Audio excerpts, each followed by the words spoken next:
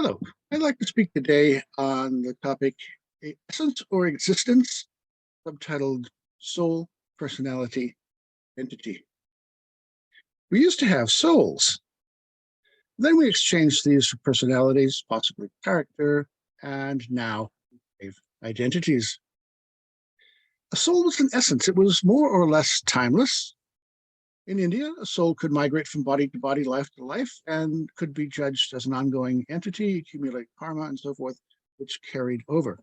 Likewise, the original sin makes no sense without an ongoing existence predating any single lifetime. Plato discusses other places in the Meno dialogue. Following his friend Rhoda, Nietzsche referred to Christianity as popular Platonism, indicating that before Plato, Greece had no souls, but after Plato, the West did, and for quite a long time. From Aristotle to Christianity, a conceptus could be ensouled at some point or another. So there was a kind of a bank or a warehouse of souls, and the divine would slip one in to a newly formed body, and it would be ensouled. And the language still gets used by some religious people. Great, humble beginnings. The stork brought my soul to the wrong place. What did Bertie Russell say? Choose your parents wisely. It is an important decision you'll ever make. Eventually, we came to think of ourselves not as immutable essential souls, but as constructed personalities, or possibly personality is the superficial present of character, as things which developed, thus changed, over a long haul. Here's a birth certificate. Here are 3 photos. All these photos correspond to the identical birth certificate. But what is the essence? Where is the soul of this person? Unlike a timeless essential soul, a personality is an ongoing project. It is not an essence preceding existence. Borrow the phrase out. Well, sure, as the twig is bent, so goes the tree, and the child is father to the man. But despite the identical birth certificate, this person here is to whom it indexes, is hardly identical at all the moments of life, much less from a point before birth. Now, we use the term identity a lot these days, but there are at least 2 different senses in which we use this term. And so we need to pay attention to the problem of equivocation. I'll call these identity 1 and identity sense 2. After World War II, Erikson introduced the concept of identity as a way of thinking about personhood, but he did so within the context of developmental psychology. Identity, in the first sense, develops over time and does so within definable stages within the life cycle, which adolescence is critical for identity formation, although, of course, not exclusive. It's a thing. So, course of existence holds the essence of identity, as it were.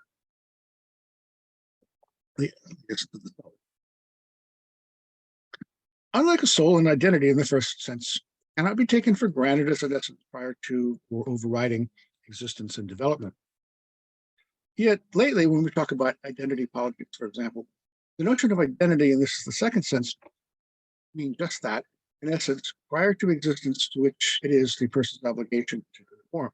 So in this case, part of essence is to pull a horse of existence instead. With regard to sex and gender, ethnicity and sexuality, there are multiple self-help books on the theme of becoming who I am. This is if there are pre-existing identities, and the point is not to choose who to be, but to discover and connect with these pre-existing essences, that is, prior to existence. Failure, or worse, refusal to do this, is a moral betrayal of one's true self. And I've always found useful Ralph Turner's discussion, real self from institutions.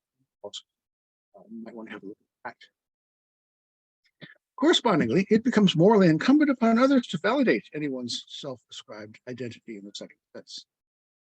Here's a contemporary example. In Michigan, trains K-12 teachers that, quote, kids have a sense of their gender identity between the ages of 3 and 5. Erikson obviously would. So about the time that kids have language, they can start to share with us whether they're a boy or a girl.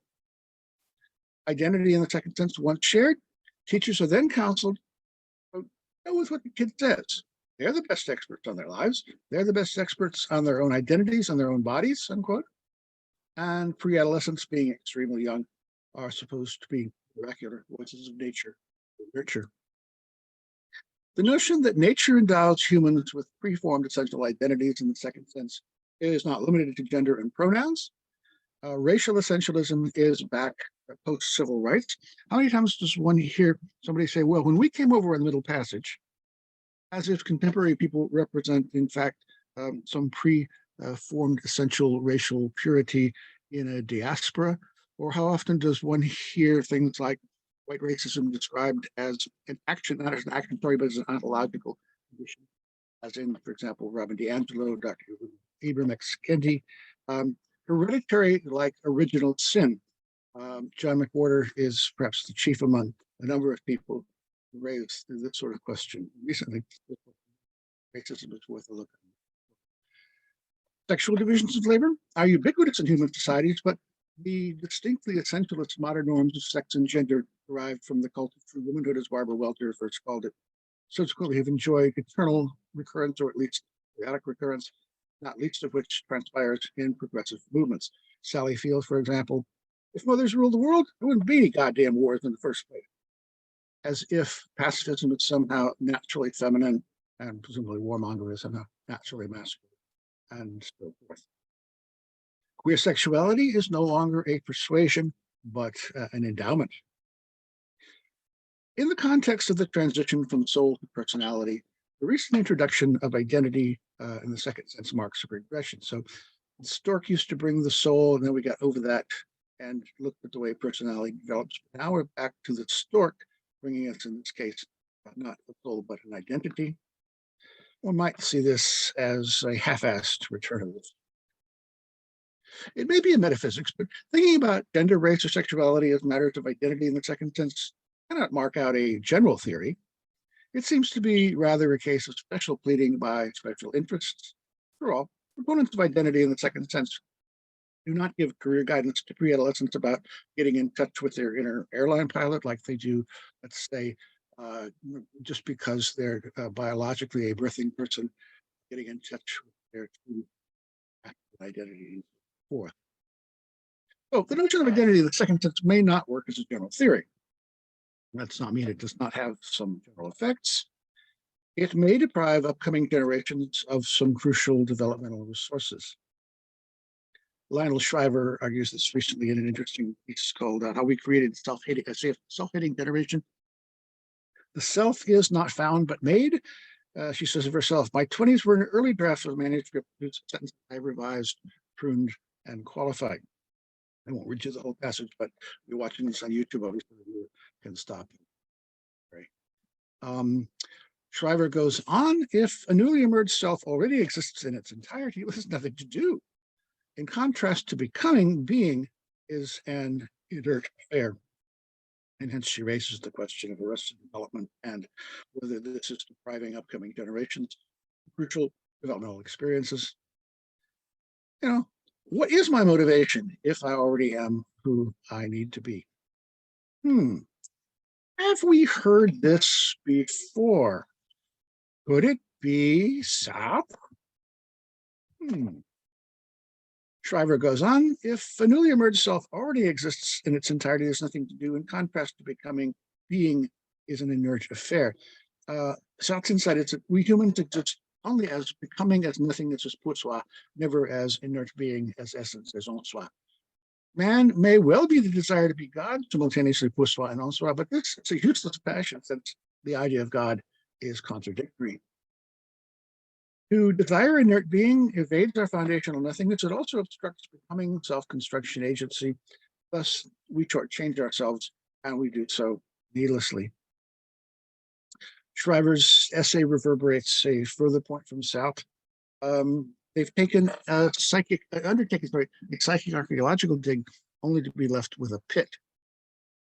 If our existence is by nature nothing until we ourselves act and ongoingly to put something into it, but we put nothing into it, then follow out the conclusion. Becoming who I simply am, does it not just parody itself, kind of like the Stephen Colbert's re-becoming the greatness we never weren't, well, if we never weren't. It seems, as Rogers Brubaker says of ethnicity in another context, an uneasy amalgam of constructivist language and essentialist orientation. Now, Plato introduced the immortal soul as a deus ex machina in order to break the paradox of exhibiting tacit knowledge that could not have been acquired via nurture. He introduced the notion of anamnesis. All knowledge is but recollection, and that in turn, for his character Socrates, leads to the conclusion that everyone has a soul, no matter what's your age, no matter what's your social standing. This young boy, untutored, still has a soul, shows ability in what he recollects upon questioning.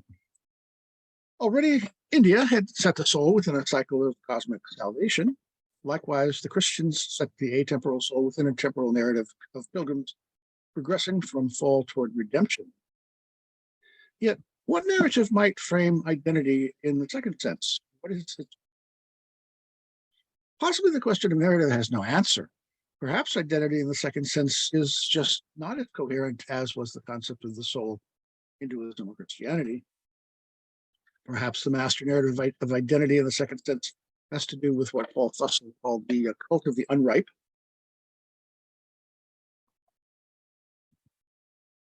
Perhaps such cultic fate in turn derives from a broad unease with authoritativeness. Again, Shriver is really full on this point. You can read that at leisure. Fortunately, many children just do go assiduously out of their way to sidestep adult script of any kind. There will always be those who refuse to let their schooling interfere with their education, so perhaps silver lining, but not all of them will. Adults might give other better counsel. Shriver thinks the results will be dire on the whole for those of the young who do not follow the identity script. By withholding the assurance, don't worry about not knowing who you are. You're just not grown up yet, and neither are we, because growing up isn't over at 18 or 21, but it's something you do your whole life through. By ignoring that, we are cultivating self-hatred, disillusionment, bewilderment, fury. Shriver would seem to have a point about the risk of arrested development. Come this far, only to come this far. If Sartre is to be believed, silver lining here, maybe, the avoidance of agentic becoming in a quest for inner being did not have to await the cult of the unripe, bad for self-esteem, eyes of authoritativeness, the advent of identity politics in recent decades, or even, for that matter, Rousseau, Romanticism, or John Dewey. It may well be overdetermined, and the spread of identity in the second sense may be merely the latest of many determinants. Well, be causation what it may, the effect is still not good. Identity in the second sense bubbles. Invoking identity to attempts selfhood minus agency, anamnesis minus Platonism, theology minus artifacts. Those are some good ones. Sartre's vision may be demanding, even stark, but how is the demand for self-construction via personal agency and ongoing development for putting existence prior to essence not better than this half-assed return of the stork and the misplaced horse? Let's talk on essence or existence, soul, personality, and identity. My name is Michael Cavanaugh. Thank you for listening, and good day.